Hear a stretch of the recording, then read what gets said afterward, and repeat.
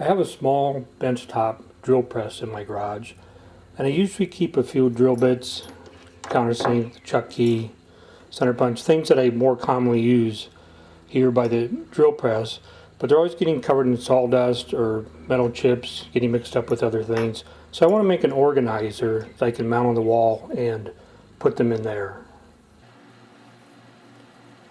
Here's a little look at my design process, and I was trying to figure out spacings and sizes as I went, so it's a little bit random.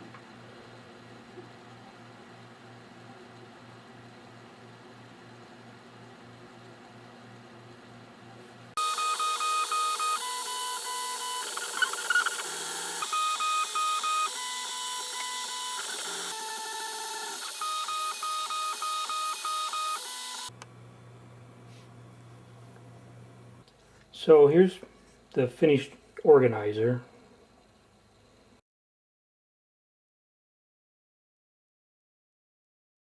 So it's all ready to mount on the wall.